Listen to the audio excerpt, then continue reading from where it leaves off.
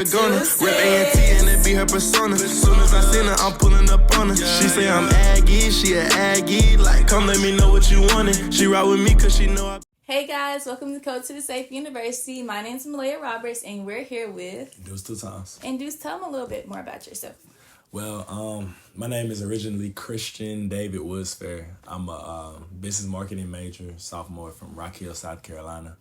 And here at A&T, I'm your next #1 future HBCU host. I also plan events, throw events, and I made a little music in the past as well. So that's just a little bit about me. And yeah. Okay, so today we're going to learn a little bit more about Deuce, and we're going to be unlocking the code to the safe. So would you like? Yeah, let's do it. Let's unlock it. Bro, I just read this. We're going to edit that. There you go. And then, I can got it. Yep, turn it. Oh, turn it. Oh, shoot, hold on. Bluebird. Bro, I literally just swear. Here, you try. Then this code hard. There you go. Okay, and you turn it this way. Oh. That's hard. Okay. Oh. So my first question for you is, what made you come to NCAT? Okay. What made me come to A&T? So,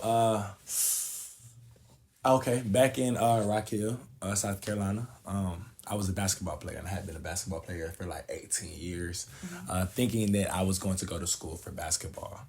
I want to say around my senior year, I just realized that my work ethic and drive would always waver, and I just wasn't just going as hard for basketball as I needed to be able to get to the next level, understanding that I didn't also have an offer.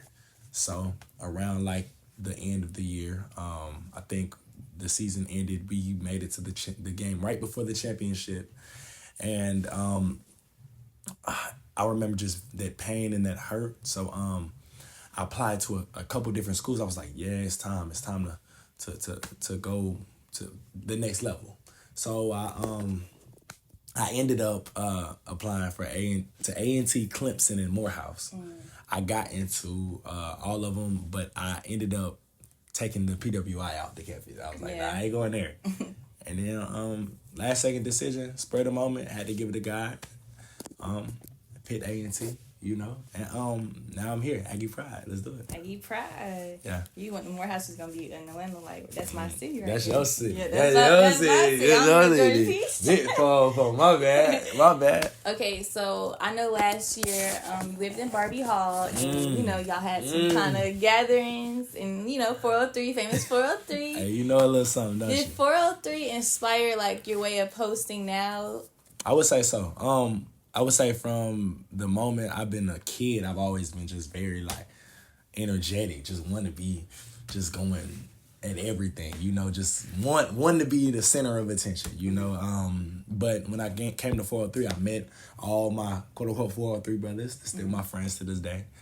And I remember we just freshman year just said, let's just have a ball, you know. We met a lot of people, got to network. Like it was crazy the opportunities that came from 403. You know, like people that we just met, that we got to network with on a regular basis.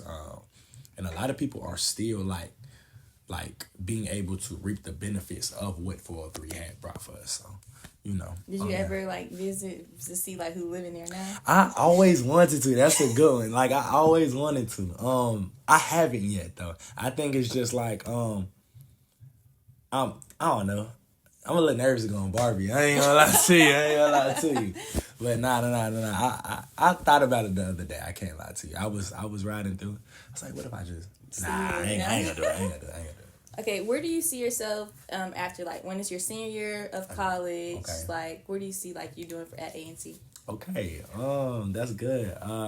So, as in my senior year or after senior year? Like, practically, like, you finishing up, like, senior year, like, you looking back from freshman year, like, what have all you accomplished? Like, what do you see yourself doing? Okay, so, senior year, when I look back, I want to be able to say, like, yo, like, you left your mark, your impact. Like they might as well put your jersey in the rafters type of, you know. Like name a dorm after exactly, you. exactly. Deuce Hall. I want to live in Deuce Hall. But nah, for sure. I just want to be able to allow people the opportunity to say like he meant something to not only A&T but to me, like indirect contact to me. Like I knew Deuce and he made an impact on my life. Like wherever that may be, whether I'm the biggest entertainer in the world, whether I'm throwing the biggest events in the world, or whether God just wants me to keep on the same path and be able to put other people ahead of me to be able to do bigger things. I just want people to understand, like, I try to leave an impact, and that's what I feel like I'm brought on this world to do. Okay. So I know at the beginning of the school year, you performed at SUAB event. How was that? That was insane. And it's crazy to think, I think a big part of me now is like the music creative side. Like I'm a very big critic over myself. So I know like when I like make music, I'm always thinking like, yo, this could be better. But I remember when I signed up, I made like just 2 throw out songs in a week. And I was like, I'm gonna perform these. And one of them was Tired. I already had 2 friends, which is what everybody loved, but I had another song called Tired. And say, I'm tired of being tired. You know what I'm saying? Yeah. And I remember I was watching it and everybody was vibing to it, having a great time. And I just remember like the positive report I got from it. And I was like, yeah, like this is insane. There was thousands of people outside on top of that. So yeah. Yeah, and I feel like you had a good crowd engagement. Like you know that. how to perform on stage, get everybody hyped up, everybody had the deuces up. Like you see, I was So I feel like you did a good job at that. I appreciate that so much. I really do. Who are you like inspired by? Okay, that's a good one. Let me think. Obviously, I got to give it to God, you know, for sure. I feel like a lot of us don't really go in depth with our relationship and understand that we have to give it back to who gives our help. You get what I'm saying? And we wouldn't have anything without him. So God, number one. Then my mom just her constant drive, just every day, you know. She does her thing, you know what I'm saying? And Pops too. Pops go crazy. Pops always giving advice, you know. But then if I want to go into like who inspired me to like host, I'm gonna start off with Deuce, Rhonda. Those are my family members. They got Oscar awards and Beyond the Stage productions. They do a lot. I ain't gonna lie to you. They brought me into this world. They showed me how to really do it. And then when I got into this world, I gotta give it to CDK. I gotta give it to Just Mikey, Trizzy. I gotta give it to Shano Beezy. You know, these are some big influence. And if I'm going big top, of course we want to get up to the Terrence J's. You know, we want to get up to fellow Aggie himself. You know what I'm saying? Aggie Pride. We want to get up to the Nick Cannons. You know, that level. Okay, what sparked your interest in SUAB? Because I know you're an intern here, so. Yeah. Okay. Well, with SUAB, I realized that I needed to make an impact on this campus. Like I wanted to be more involved. I just kept telling myself like 403 is an amazing thing and I love what we're doing, but I want it to be seen as a positive thing to where we can all be make an impact on this campus. Yeah. You know. And for me in particular, I wanted to be a part of the fun, engaging events that we have going on campus and things of that nature. And what better than Student University Activities Board, you know, SUAB, SUAB or whatever.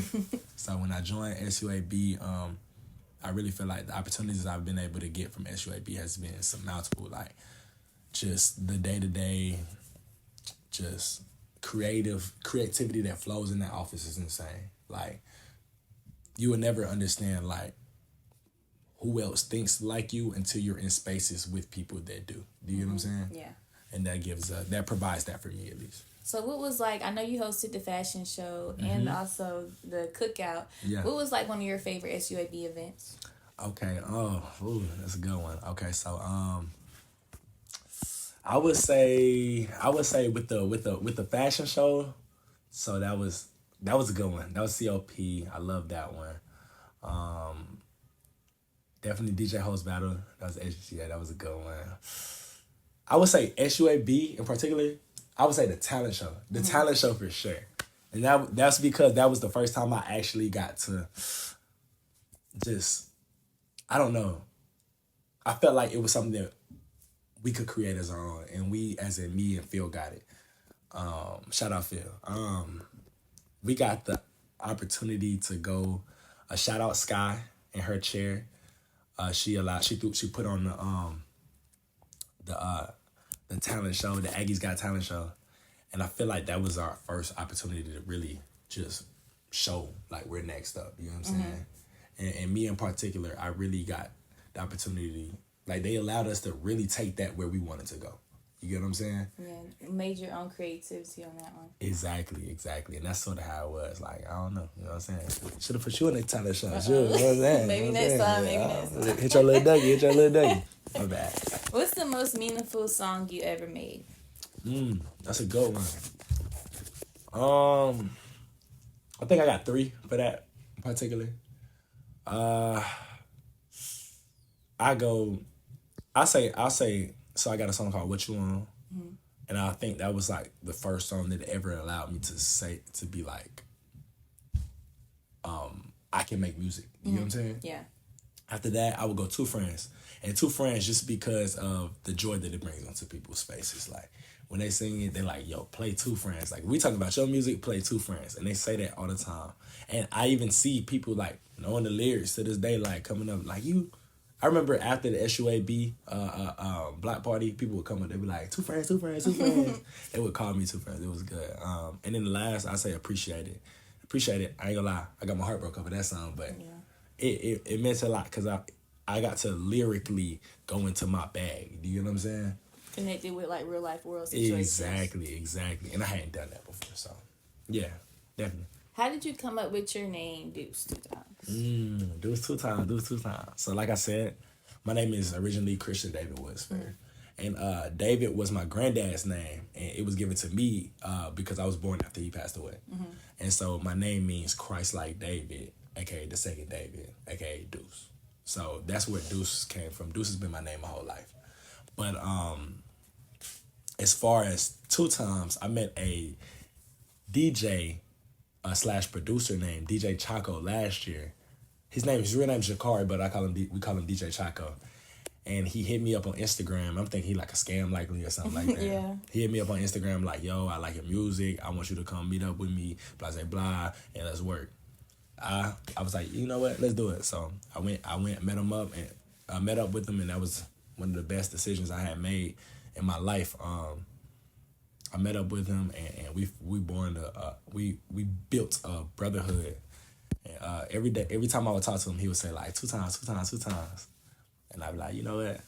I like that. So I put Deuce 2 times. You know? Okay. How did you transition from hosting small dorm parties, gatherings, and to big school events? You know what I'm saying? Don't know it. Yeah, gatherings. Yeah. That's a good question. Okay. So I remember we was doing like the little gatherings. And I felt like I wasn't being as like dynamic or using like the ability or the connections that I had made in the most enriching way that I possibly wanted to, you know? So I was like, you know what? I gotta find something else. So like I said, with J Deuce and LaRonda, they got Oscar Awards. Well, J Deuce got Oscar Awards. And I did an internship with them one summer. And at the end of one spring, and then at the end of the internship, they allowed me to come do a performance with them at Elon. And I met CDK and I met Emmanuel Hudson.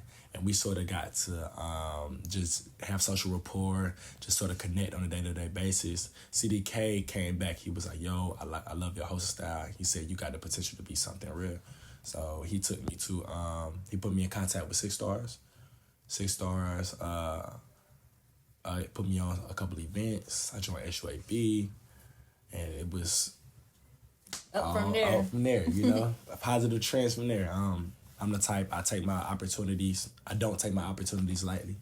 You know, so when I'm given an opportunity, I'm like, this could be the last time you ever get to do this in your life. So somebody came here for you.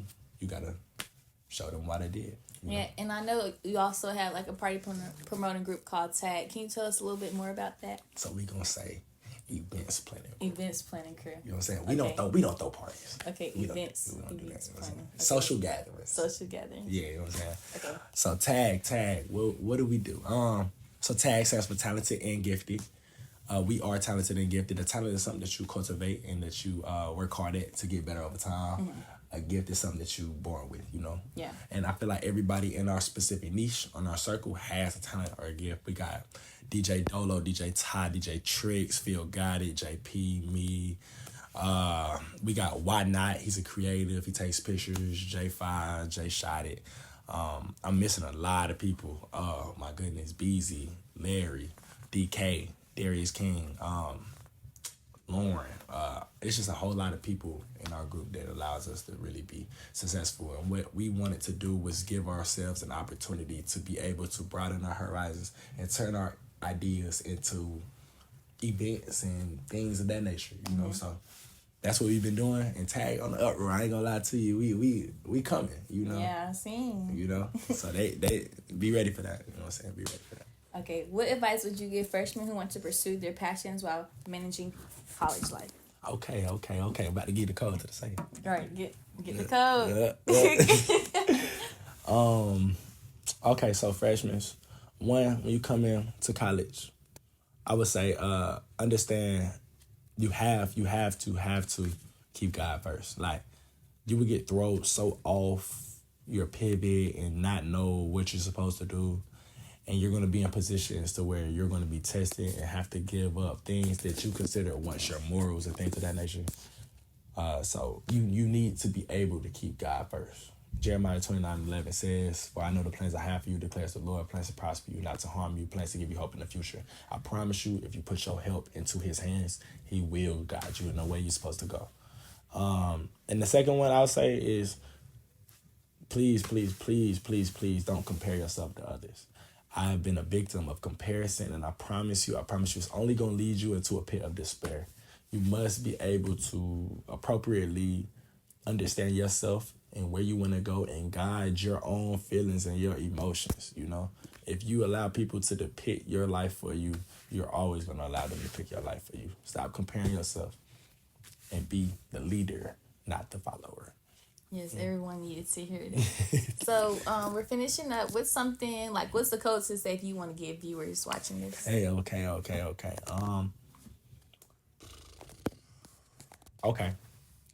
I say this. My pops always says two things. He says, proper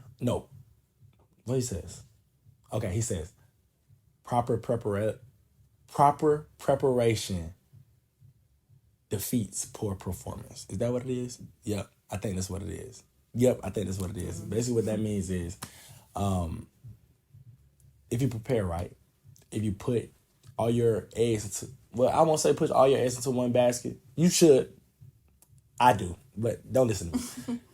If you just go out of your way and do what you're supposed to do and prepare and keep yourself on the right track and organize yourself and don't get thrown off, I promise you will be able to accomplish any goal you have. The last one I'll say is, my dad always says, control the controllables.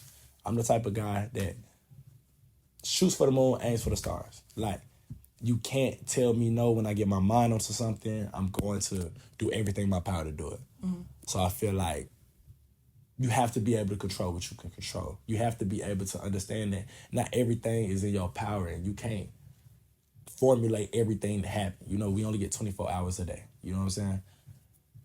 You must be able to appropriately say, okay, this is what it is. How can I make this into a proper and more beneficial situation for me? You know? Okay, and thank you guys for tuning in to Code to the Safe, and thank you, Deuce, for coming. And we're going to leave with it two times. Let's look. Deuce. Hey, what's up? Deuce. There you go right now. Let's get it. Okay, thank you.